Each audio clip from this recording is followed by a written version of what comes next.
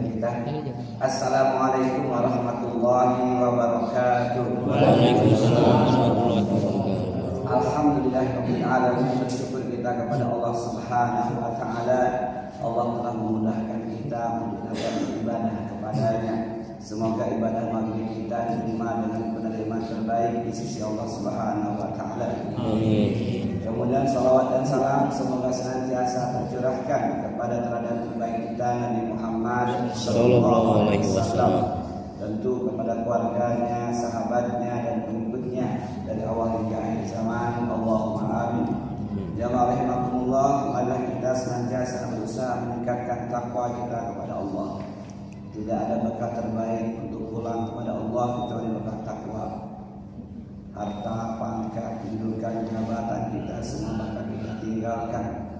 Takwa itulah yang insya Allah akan menyelamatkan kita dalam kehidupan akhirat kita, yang tahapan pertamanya adalah alam barzakh. Jamaah rahimakumullah, kita akan mengkaji malam ini tentang penyakit-penyakit hati, akhlak-akhlak buruk yang merupakan lanjutan dari 3 pertemuan sebelumnya. Pertemuan perdana telah kita bahas tentang keutamaan terhadap dia. Kemudian pertemuan kedua, jangan marah. Pertemuan ketiga, jangan dengki. Yang keempat ini, jangan sombong. Jamaah rahimakumullah, Nabi SAW menyatakan al-kibru batarul haqq wa ghamdun nas. Ini definisi sombong. Sombong itu adalah menolak kebenaran dan meremehkan manusia.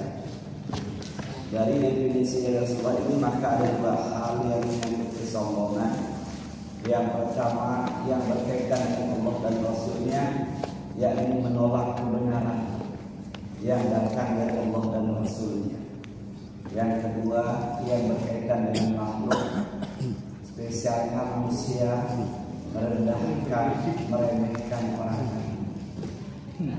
Nah, jemaah rahimakumullah, kajian kita tentang pada poin kedua, meremehkan, merendahkan orang lain. Wa ghamdun nas, merendahkan manusia. Jemaah rahimakumullah, sombong ini awalnya juga bagian dari penyakit hati, tapi nanti akan tampak ya dalam ucapan, dalam sikap, dalam perbuatan. Awalnya penyakit hati, termasuk dengki kemarin, marah juga berawal dari hati. Nah, jamaah rahimakumullah, Allah Subhanahu wa taala mengingatkan dalam banyak ayat, di antaranya Quran surat Luqman ayat 18. Wala tusahhih khaddaka lin-nas wala tamshi fil ardi maraha innallaha la yuhibbul mukhtalin fakhur. Janganlah kamu memalingkan mukamu dari manusia karena sombong. Kemudian, dan janganlah kamu berjalan di muka bumi dengan angkuh. Sesungguhnya Allah tidak menyukai orang-orang yang sombong lagi membanggakan diri. Allah menyampaikan dengan terang benderang, di antara cirinya orang sombong itu sering memalingkan muka kepada orang lain. Kita introspeksi diri kita. Kadang kita ngomong sama orang yang kita anggap nggak selevel, muka kita kemana? Muka lawan bicara.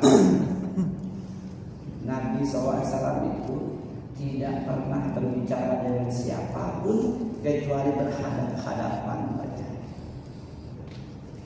Sebagian dari kita untuk introspeksi, kadang kita ngomong ke lain, kadang enggak menganggap, meremehkan lawan bicara, dan kita merasa bukan kesombongan, padahal Allah tegaskan seperti itu, nyata, nggak perlu tafsiran lain, jelas, memalingkan muka, ngobrol, noleh lain. Nah, jamaah rahimakumullah. Kemudian Allah juga sampaikan berjalan dengan angkuh. Nanti dalam ayat lain berkaca tingkat, bertolak pintu. Ciri-cirinya nampak jelas, jamaah rahimakumullah. Dan kita ngaji ini dalam rangka memperbaiki diri kita masing-masing. bukan untuk mengevaluasi, menilai, memvonis orang lain. Artinya kalau masih ada gaya kita ketika bicara dengan orang lain, mengangkat dagu, memalingkan wajah, ketika berjalan di depan orang lain tampak keangkuhan, dulu masih honor, nunduk-nunduk ya. Setelah keluar P3K ada dong ASN P3K ada gitu ya. Itu konten kreator ya. Nah, jemaah yang Allah, ulama menjelaskan kepada kita ada banyak hal yang menyebabkan seseorang berlaku sombong. Al-Imam Al-Ghazali setidaknya menyampaikan ada 6 hal. Karena beda dengan dengki. Dengki itu keburukan akhlak, penyakit hati awalnya yang nggak perlu modal. Dengki itu nggak perlu modal. Maka dia sebagai ulama menetapkan adalah penyakit hati yang paling puncak, number 1. Kalau sombong ini perlu modal. Nah, di antara modal yang disampaikan ulama, yang pertama karena harta dan kekayaan. Itu kalau tidak mendapatkan rahmat Allah, hidayah Allah, orang yang kaya itu cenderung sombong, meremehkan orang yang miskin. Makanya mas kerja yang benar, males sih malah, padahal sudah kerja setengah mati. Yang jatahnya itu. Yang kedua, sumber dari kesombongan itu adalah kecantikan dan ketampangan. Jadi kalau ada orang yang tinggi besar, gagah, hidungnya mancung, berdiri samping orang yang pendek, mulai mainkan body shaming. Nah, sini dalam hati nggak diucapkan. Yang ketiga, jamaah rahimahullah, karena pangkat, kedudukan dari jabatan. Urutannya boleh beda. Jadi kalau tadinya nggak ada pangkat, rakyat jelata, tiba-tiba jadi anggota dewan dan lain-lain. Pangkat, kedudukan dan jabatan. Selanjutnya adalah karena nasab dan keturunan. Ada orang yang sangat bangga dengan nasab. Woi, saya ini nimrah darah biru, kamu kan rakyat jelata. Berikutnya adalah karena ilmu pengetahuan. Jadi ketika orang punya ilmu pengetahuan yang dilambangkan, ditandai dengan gelar-gelar yang banyak, kalau dia tidak mendapatkan hidayah Allah, dia bisa sombong kepada orang yang tidak punya ilmu atau orang yang gelarnya sedikit. Apa dia? Cuma tamat SMA. Kita ini kan S3, SD, SMP, SMA. Nampak? Kadang nggak terucap hanya dengan gaya wajah, sikap, ya, pandangan mata. Kalau nggak ditulis gelarnya di kondangan, di kartu undangan, nggak berangkat. Kok nggak datang Pak kondangan anak saya? Kan kemarin saya hadir di anak saya nggak diundang sama kamu. Ada Pak, saya antar, saya taruh di depan pintu Bapak itu. Itu bukan saya, loh. Bapak kan Junaidi, saya Haji Junaidi SPDMM. Contoh saya sendiri supaya kamu yang tersinggung ya. Yang keenam, ini yang paling parah. Ada yang lain, tapi 6 aja udah parah. Yang 6 ini yang paling, kalau kata Al-Imam Nukaim Al-Jauzi, ini kesombongan yang paling mengerikan. Sombong karena amal ibadah. Ini sombong yang paling mengerikan tuh. Sombong karena sudah merasa menjadi orang alim. Di kampung ini cuma saya kayak tadi. Kok tahu? Saya bangun jam 2, lain masih gelap semua kamar. Yang saya hidup udah sholat.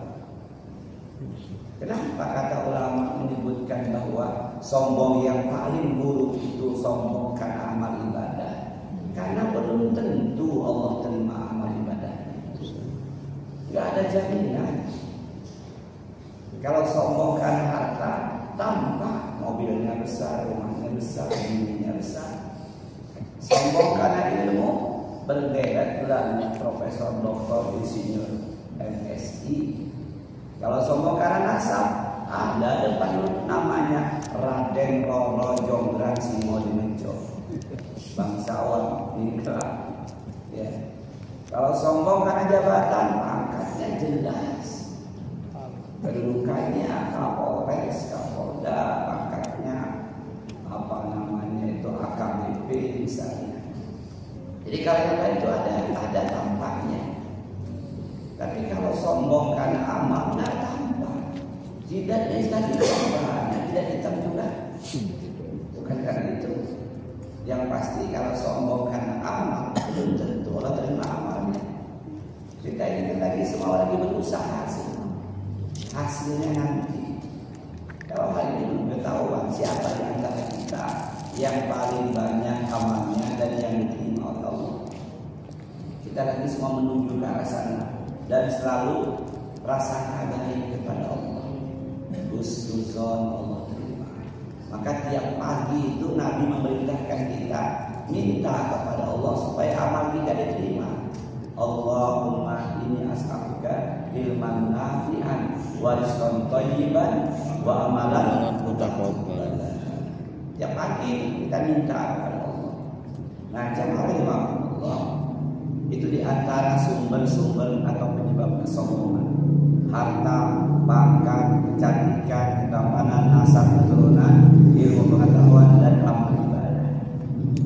Nah, jamaah Allah, ciri orang yang sombong itu kalau kita perhatikan dari penjelasan ulama, yang pertama tampak dari gaya berjalan, kemudian gaya bicara. Dulu belum S1 ngomongnya makin menggunakan kata-kata yang mudah dipahami. Setelah kuliah, bila wisuda jadi sarjana, mulai menggunakan kata-kata kalimat yang kita tidak ngerti.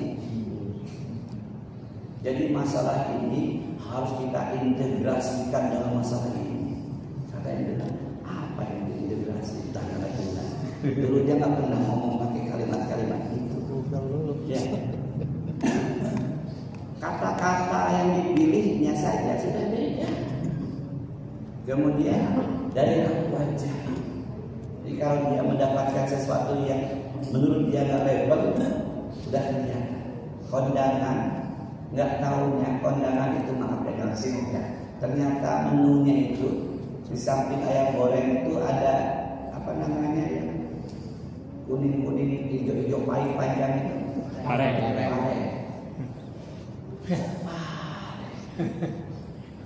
Raut wajah, gaya berjalan, gaya bicara, buat orang dengarnya nggak nyambung. Makin nggak nyambung orang, makin merasa hebat.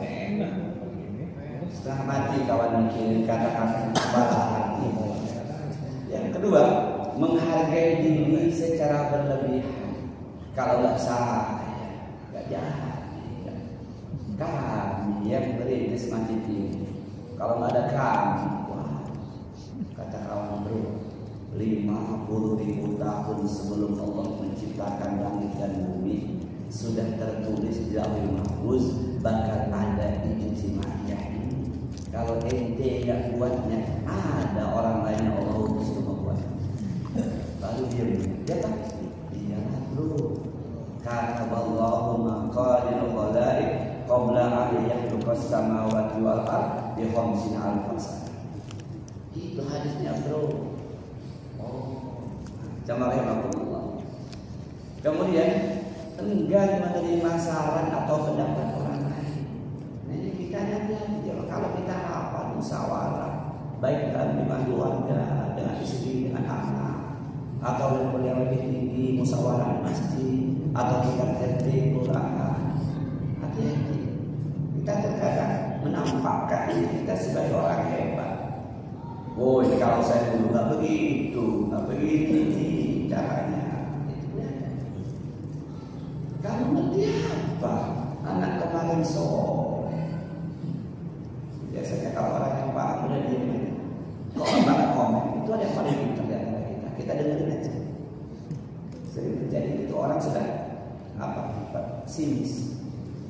Kok bapak-bapak ini yang pengalaman nggak komen? Itu tadi dia bilang dia yang paling tahu, paling senior, paling paham, udah banyak makan asam garam. Kita dengerin aja. Nggak usah komen, dia minta pendapat nggak usah, toh nggak bakal diterima juga. Kita udah tahu karakternya, karena dia merasa paling hebat. Jamaah, itu cirinya itu kan. Senang kalau dipuji, sakit hati kalau dikritik. Kalau dipuji itu, memang bapak ini hebat betul, kan bapak ini pengajian jalan terus. Bukan itu, kan saya ini memang sudah. Pak kayaknya nggak pas deh Pak, salam Pak. Kata siapa nggak pas? Kamu kan tahu saya ini siapa di sini. Saya kan asal di awal di tempat ini. Orang pertahanan kelihatan. Hati-hati kita ingat bukan untuk menilai orang lain, tapi untuk introspeksi diri kita. Berikutnya, apapun topik pembicaraan dengan siapapun, ujung-ujungnya akan menceritakan kelebihan dirinya, keluarganya, sahabatnya, sekelilingnya, sedulurnya. Apapun pembicaraan, ngomong politik, ujung-ujungnya kembali kepada kehebatan diri. Dia itu kan kawan saya SMP, Pak Bupati. Dulu saya ngeraktir dia.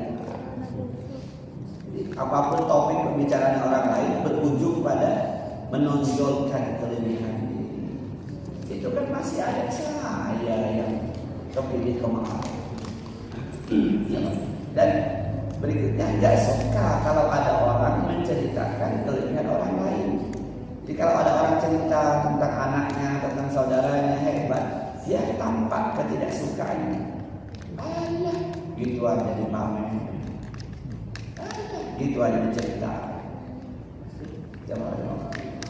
Kemudian berikutnya, sering mengeluh tapi sembari pamer, ngeluh. Anaknya gimana SPP-nya? Wih, murah betul, mahal betul sekolah anak saya. Berapa? 20 juta.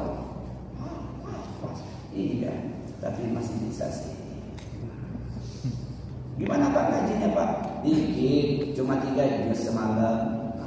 Merendah, tapi untuk menaikkan mutu awalnya merendah. Bapak sudah berapa kali umroh? Baru dikit, selama hidup ini baru 17 kali. Ada kawan yang pernah. Bapak itu merendah tapi menaikkan dirinya, mengeluh, mengecilkan diri tapi untuk menaikkan. Bapak nyumbang berapa infak kemarin? Dikit anggapannya. Berapa sih Pak? Pengen tahu betul. Iya, dikit cuma 20 juta. Cuma 20 juta.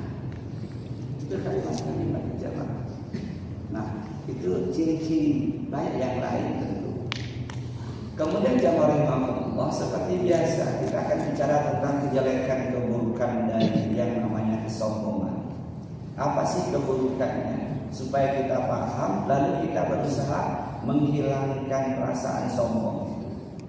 Yang pertama, sombong seperti dengkinya iblis kepada Adam. Juga sama, sombong adalah kejahatan pertama, dosa pertama, maksiat pertama yang terjadi di atas langit. Sombongnya iblis terhadap Adam. Kita udah paham semua itu ya. Wa qulna lil malaikati isjudu li Adam fasajadu illa iblis aba wastakbara wa kana minal kafirin. Dan ingatlah ketika Allah berfirman kepada para malaikat, sujudlah kalian kepada Adam. Maka sujudlah mereka kecuali iblis. Dia enggan dan dia sombong dan termasuk golongan orang-orang kafir. Jadi kejahatan pembangkangan pertama yang terjadi di atas langit ketujuh, membangkangnya iblis terhadap perintah Allah. Nanti dia akan mengatakan khalaqtahu min tin wa khalaqtahu min nar, atau khalaqtahu min nar wa khalaqtahu min tin. Aku ini diciptakan dari api, Adam dari tanah, aku lebih mulia daripada Adam. Jadi kalau kita jangan sering mengatakan saya, aku, saya, itu ciri-ciri. Kalau nggak karena saya, kalau nggak karena aku, kami yang pertama dulu mulai itu ciri-ciri mirip seperti ucapan iblis. Aku ini lebih mulia dibanding Adam. Aku duluan diciptakan dibanding Adam. Aku tercipta dari api. Nah, jamaah rahimahullah, itu yang pertama, keburukan bahwa kesombongan adalah maksiat pembangkangan pertama terjadi di atas hari ketujuh, membangkangnya iblis kepada Allah. Dan sujud di situ bukan sujud sholat, ya. Sujud itu penghormatan. Yang kedua, sombong itu awal dari kegagalan. Dalam kehidupan nyata kita sering lihat, kalau seorang atlet ya, tinju, udah dapat awal kayaknya, udah kata loncat sedikit tinju sama lawannya asik kamu. Kita sering lihat tinju, main bulu tangkis, termasuk pesepak bola juga. Ketika dia sombong duluan, wah lawannya kecil itu, kita bisa kalah dia. Juga dalam kehidupan seperti ini, bisa apa ngerjain? Asik amat kalau hari ini masih luar biasa. Bisa kamu bikin main kecil itu biasa. Saya sudah puluhan tahun urusannya itu. Awal dari sebuah kegagalan. Kata Allah, wala tamsil ardi marha innaka lan tahriqal arda wa lan tablughal jibala tula. Dan janganlah engkau berjalan di muka bumi dengan sombong, karena sesungguhnya engkau tidak akan dapat menembus bumi dan tidak akan mampu menjulang setinggi gunung. Al-Isra 37. Nah, itu yang kedua. Yang ketiga, kesombongan yang dipelihara, sudah diingatkan, sudah dinasehati, ditegur oleh Allah dengan musibah, tapi tidak berubah. Maka yang ketiga, keburukan daripada sombong, kehidupan akhirnya itu biasanya su'ul khotimah. Mirip dengan Fir'aun, ya. Dinasehati sama Musa, sama Harun, diberi musibah sama Allah berkali-kali, tapi tidak berubah, tetap bekerja, ujung-ujungnya kita tahu semua kisah. Maka buat kita juga, ketika kita kawan sudah ngasih tahu, sudah berhentilah, mengerti apa, terus menerus hati-hati. Kenapa? Ketika nasihat disampaikan nggak berubah juga, nggak ada perubahan, ujung dari kehidupannya itulah su'ul khotimah. Kenapa? Allah mengunci hati matinya, dikunci oleh Allah, nggak berubah.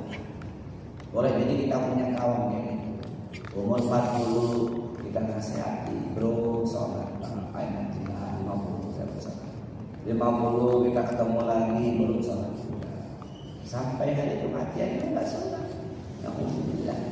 Kata Allah Subhanahu wa taala, kadzalika yadba'allahu 'ala kulli qalbi mutakabbirin jabbar. Demikianlah Allah mengunci mati hati orang yang sombong dan sewenang-wenang. Al-Mu'min ayat 35. Artinya ketika seseorang sudah dinasehati, diberi ujian, tapi enggak juga berubah, berat. Mungkin kita punya kawan untuk pelajar buat kita, sudah dikasih tahu nggak berubah, dinasehati nggak berubah, dibantai ujian, sakit parah misalnya, hampir mati. Habis itu sehat, kita kasih tahu lagi, jadi teguran dari Allah, antum kan tidak taat, makanya ini sakit berat tuh, sekarang sudah sehat, coba taat. Mana belum waktunya saya ini. Jadi, yang keempat, kesombongan itu dapat menyebabkan kepada kekafiran. Nauzubillah. Dapat menyebabkan, walaupun dia bukan berarti murtad, tapi perilakunya seperti orang-orang kafir. Orang kafir kan sombong betul. Kita lihatlah bagaimana gaya di dunia yang sekarang ini, negara-negara besar, negara barat itu sombongnya luar biasa, menyepelekan betul negara Islam. Itu tampak dari bagaimana mereka, kebenaran pun yang tampak jelas depan mata mereka tidak mengakui. Maka kata Rasulullah tadi, al-kibru batal haq wa ghamtun nas. Mereka menolak kebenaran, karena kesombongan yang orang kafir itu memiliki sifat yang nyata tentang kesombongan itu. Nah, jamaah rahimahullah, Yang kelima, nanti di hari kiamat, kalau dia nggak tobat kepada Allah, sudah diberi nasihat, mempan juga, maka Allah tidak peduli kepada mereka. Salah satu, la yukallimullah wa la yuzakkihim wa lahum azabun alim. Kata Rasulullah, ada 3 golongan yang tidak diajak bicara oleh Allah pada hari kiamat dan tidak disucikan, tidak dimaafkan, tidak diampuni oleh Allah, dan bagi mereka azab yang pedih. Dan jamaah rahimakumullah, yang pertama, sayyidu zan, orang yang sudah tua berzina, sudah tua, sudah ubanan, tapi masih melakukan zina. Yang kedua, wa'il mustakbir, orang miskin tapi sombong. Sudah tidak ada yang bisa dibanggakan, hartanya ada, miskin ilmu, miskin pengetahuan, miskin amal, sombong. Nah, yang ketiga, wa rajulun ja'alallahu bi dha'ati la yasari illa bi yamini wa la yabi illa bi yamini. Orang yang menjadikan Allah sebagai barang dagangannya, dia bersumpah dengan nama Allah dalam hal jual beli. Sumpah, ini duku dari komplek, padahal duku komplek. Demi Allah, ini nilai yang bukan daraan, pada nilai kolam belakang. Kalau bukan saya yang benar-benar jadi. Sumpah demi Allah, saya belinya, ngambilnya per kilo 15.000. Kalau dia benar itu nggak boleh. Sumpah itu untuk perkara besar, ya. Dan bersumpah hati-hati, jemaah. Hati-hati, jangan pernah bersumpah kecuali atas nama Allah. Kan hari ini orang untuk meyakinkan orang lain gak cukup dengan nama Allah. Dia katakan demi Allah, demi Rasulullah. Man halafa bi ghairillah faqad kafara aw asyraka. Barang siapa bersumpah dengan nama selain Allah, sungguh orang itu telah kafir atau musyrik. Ringan kan? Kemarin disampaikan sama penceramah dari Bandar Lampung, acara Maulid Nabi halaman Bupati, kantor Bupati. Hebat juga Ustaz. Salah. Candanya sedikit, serius ya. Kan sering nih orang-orang bersumpah diduduk, orang lain lalu mengatakan demi Allah, demi Rasulullah. Bahkan ada ustaz juga saya pernah dengar ngomong begitu, demi Allah, demi Rasulullah. Nah, gak ada sumpah itu untuk perkara besar. Kalau perkara kecil gak usah bersumpah, bilang aja bukan saya melakukan. Sumpah itu perkara besar. Dituduh membunuh misalnya, dituduh menzinai nenek-nenek misalnya. Ya, bapak ini sudah memperkosa nenek. Wah, itu. Jadi kata Rasulullah, man halafa bi ghairillah faqad kafara aw asra. Siapa saja yang bersumpah dengan nama selain Allah, dia telah kafir. Maksudnya bukan kafir murtad, bukan. Perilakunya seperti orang kafir, aw asra, atau dia telah melakukan kesyirikan. Ya, termasuk syirkul asghar, syirik kecil. Anak kita lebih parah lagi sekarang anak sekolah ini. Sumpahnya bukan demi Allah, bukan, tapi haram mati. Sumpah swear haram mati. Dari mana sumpah haram mati? Nah, jamaah rahimakumullah. Jadi ketika sombong, ini yang diambil sini orang miskin yang sombong. Allah tidak mau berbicara, menatap, membersihkan mereka dari dosanya, bagi mereka azab yang pedih. Jamaah rahimahullah, yang berikutnya yang paling populer, la yadkhuluna jannah man kana fi qalbi misqali dzarratin min kibar. Tidak akan masuk surga seseorang yang di dalam hatinya ada kesombongan sebesar zarrah. Zarrah itu jamaah Kalau kita di rumah lalu sinar matahari masuk, kita lihat di kaca kita itu ada debu-debu kecil. Itu zarah. Zarah itu, walaupun kita selama ini seperti biji banyak itu hiasan. Tapi kalau arti bahasa Arabnya zarah itu, kalau ada cahaya di kaca rumah kita, kita lihat dari dalam kayak ada debu-debu halus. Yang itu kalau ditimbang nggak ada nilainya, nggak bergerak sedikit pun daun timbangan itu. Jangankan daun timbangan biasa, timbangan dari kali emas lah, ada di situ debu-debu halus itu yang berterbangan. Itu zarah. Ini ancaman, bukan berarti harus ke neraka, ini ancaman. Dan ini biasanya berkaitan dengan kesombongan kepada Allah. Dia menolak kebenaran yang datang dari Allah dan Rasul. Ngapain pakai jilbab? Sama aja berjilbab nggak berjilbab. Yang penting kan sholat, nah itu kata-kata kesombongan. Ribet amat, jenggot sok-sokan pulang.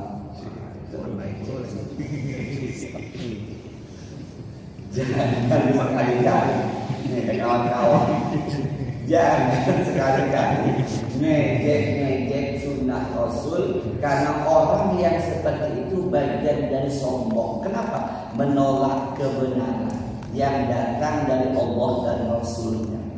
Rasul katakan, akhus syawari wa akul liha.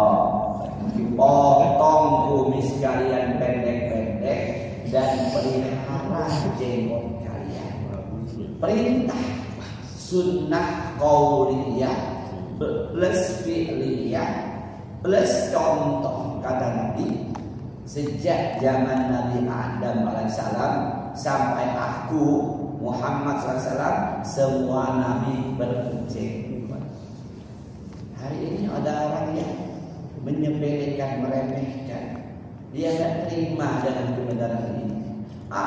Orang Yahudi juga berjenggot. Apa bedanya sekarang? Kan dulu. Nah, hadis ini tidak langsung, belum dihapus dari Rasulullah sampai kiamat tiba.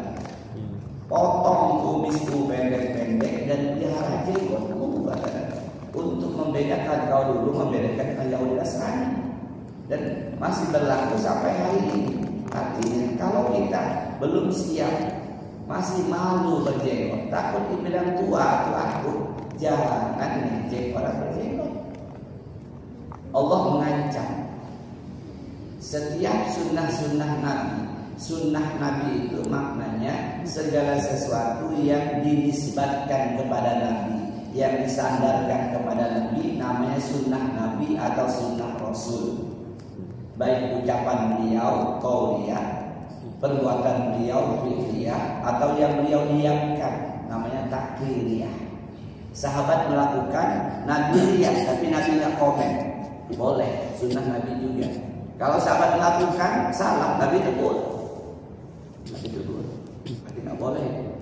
Nah, di antara sunnah Nabi itu nanti hukumnya ada 5 hukum fikihnya. Ada wajib, ada sunnah, ada mubah, ada makruh, ada haram. Lihatlah jenggot itu ulama beda pendapat, hanya 2 pendapat utama. Pendapat pertama wajib bagi yang punya. Kalau nggak punya, nggak usah pulang nyari kelabang, pulang malam ini. Mana kelabangnya banyak, tahu kan? Ini bagi yang punya. Dan kalau punya cuma sedikit, jangan teman pula, cuma 3 helai. Itu gua yang pegang tadi. Kata tetangganya, wih bapak itu tombaknya 3. Ini bagi yang punya. Ya. Bagi yang punya tapi belum mau melihara, jangan ngejek, jangan meremehkan. Kenapa Ustaz? Allah mengancam dalam An-Nur 63. فَلْيَحْذَرِ الَّذِينَ يُخَالِفُونَ عَنْ أَمْرِهِ أَنْ تُصِيبَهُمْ فِتْنَةٌ أَوْ يُصِيبَهُمْ عَذَابٌ أَلِيمٌ. Firman Allah, maka hendaklah orang-orang itu takut kalau sampai berbeda dengan Rasulullah, menyelisihi Rasulullah, meremehkan perintah Rasulullah, menyepelekan, apalagi molok-molok. Takut dengan apa? Takut dengan musibah bencana yang Allah timpakan di dunia, dan Allah beri azab yang pedih di akhirat. Maka tangan kanan, tangan kanan. Itu perintah Rasul dan Rasul mencontohkan. Seorang laki-laki ketika ditegur Nabi, ya fulan, kulli biyaminik, makanlah tangan kanan. Kata dia, ya Rasulullah, tangan kanan itu ada berat. Besoknya tangan kanannya lumpuh, tak bisa digerakkan. Langsung Allah timpakan musibah. Dan musibah yang menimpa kita, kalau kita menyepelekan, meremehkan sunnah-sunnah Rasul, boleh jadi tidak seperti itu. Boleh jadi anak kita nakal, bini kita melawan, tetangga kita jahat, usaha kita gagal, ibadah kita malas. Kenapa? Kita sering barangkali meremehkan sunnah Rasul. Kiri sama aja juga nyampe. Itu pembangkangan. Itu pembangkangan. Padahal kata Nabi, kullu ummati yadkhuluna jannah illa man aba. Tiap-tiap umat itu akan masuk surga kecuali yang enggan. Ada yang enggan Rasulullah. Wah, dia apa? Siapa yang Rasulullah yang enggan? Nabi jawab, man ata'ani dakhala jannah. Siapa yang taat dengan perintahku, mengikuti aku, mereka lah yang pengen ke surga, yang masuk surga. Wa man asani faqad aba. Siapa yang ingkar, mengingkari, ngeremehkan, ngolok-ngolok, lihat orang berjenggot, lihat orang pakai gamis, ya Allah Pak, haji belum, umrah belum pernah, kok pakai gamis? Gamis itu baju Arab-Araban, ngapain pakai gamis lu? Kata Ummu Salamah radhiyallahu anha, istri Nabi yang kelima, karena abasyabi Rasulullah SAW al-qamis, baju yang paling disukai Nabi, baju idola, baju favorit. Kata Ummu Salamah istri Nabi adalah gamis. Ustaz, memang jarang cuma ada gamis. Nah, enggak tahu lah sejarah kota Mekah Madinah. Nabi lahir 20 April 571 Masehi. Mekah Madinah itu pusat perdagangan dunia. Di Mekah itu sudah ada orang Romawi, orang Eropa, baju Eropa. Di Mekah Madinah ada orang dari India, baju India. Ada orang dari Persia, dari Irak, dari Yaman. Banyak model baju di Mekah. Apalagi ada Ka'bah, pusat ibadah dunia. Tapi Nabi yang paling suka gamis. Jadi kalau ada pakai gamis jangan diejek. Sudah pendek, kurus, pakai gamis, hilang orangnya. Baru sampai situ. Jadi yang keenam, ancamannya neraka. La yadkhuluna jannah min qarbi al-kibri fi zarratin. Sebesar zarrah ada kesombongan diancam neraka. Bukan enggak masuk surga selamanya, bukan. Masuk hadis ini kata para ulama hadis, dia diancam di neraka dulu tempatnya untuk membersihkan kesombongan itu. Nauzubillah, masih banyak waktu belum selesai. Jadi jangan sombong. Kalau ada di hati sombong karena tampan, karena kaya, karena pintar, karena bangsawan, karena ahli ilmu, karena alim, mulai pelan-pelan dikikis. Pandanglah orang itu siapapun dia. Kalau tua, dia sudah lebih banyak beramal dibanding kita. Ketemu yang muda, oh dosanya masih sedikit. Ketemu yang sejajar, pasti ada amal yang tersembunyi dari orang yang biasa melakukan. Jadi, insya Allah kesombongan itu tidak ada. Pelan-pelan kita. Jangan mandang yang tua, sudah ada tua bapak itu, tua-tua keladi. Lihat yang muda, kamu ngerti apa? Demikian kita tutup kajian dengan kafaratul majlis. Subhanallahumma wa bihamdika asyhadu an la ilaha illa anta astaghfiruka wa atubu ilaik. Wassalamualaikum warahmatullahi wabarakatuh.